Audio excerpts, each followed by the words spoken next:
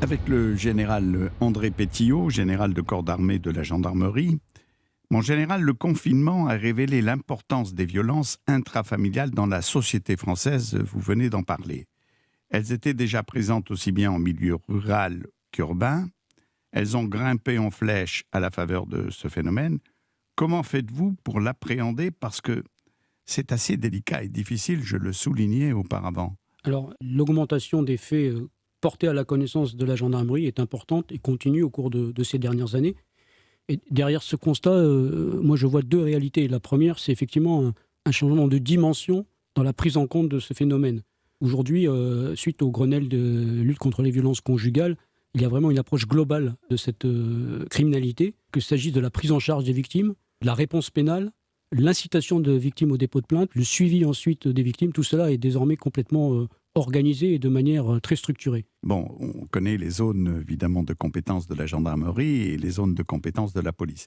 Est-ce que dans vos zones de compétences, est-ce que ça s'est accru aussi? Tout à fait. En fait, c'est un phénomène qui touche tous les territoires et toutes les composantes de la population.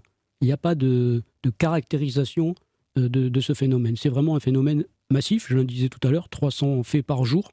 Et c'est aussi 300 faits par jour au niveau de pour l'ensemble du territoire national constaté par les unités de gendarmerie. Donc c'est une délinquance de masse.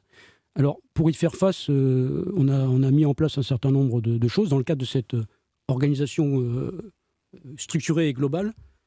Tout d'abord un travail de formation.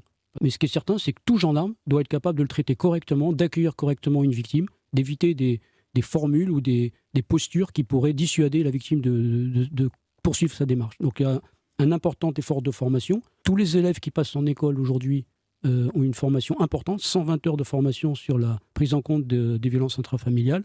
Et donc dans les mois et les années qui viennent, c'est la totalité des personnels en charge de la prise en compte des plaintes qui sera formée. Nous avons également mis en place des structures dédiées.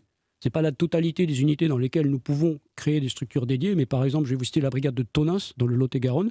C'est une unité à l'effectif d'à peu près 30 militaires, dans lesquels nous avons une structure animée par des hommes et des femmes, de 7 personnels, qui traitent la totalité du contentieux des violences intrafamiliales. Donc ils ont un réseau maintenant très structuré avec les procureurs, les magistrats spécialisés, les associations d'aide aux victimes, les intervenants sociaux. Ce qu'on en retire, c'est une diminution très importante des délais de traitement des procédures. En moyenne, elles sont traitées en 20 jours aujourd'hui dans cette unité. Alors que ça n'était pas le cas. Alors que ça pouvait aller jusqu'à 3 mois avant, effectivement. Et surtout, une totale intégration dans l'ensemble du réseau des personnes qui traitent. Parce qu'il faut traiter le volet judiciaire et pénal, mais derrière, il y a aussi un accompagnement social souvent à mettre en place, un hébergement à trouver. Et enfin, nous avons aussi créé des maisons de confiance et de protection des familles, qui sont des unités également spécialisées, mais qui ne font que ça. Ils ne sont pas au sein des unités, des brigades territoriales, qui sont des unités dédiées à ce travail. Et en Nouvelle-Aquitaine, nous aurons cet été 8 maisons de confiance et de protection des familles sur les 12 départements de la région. Alors,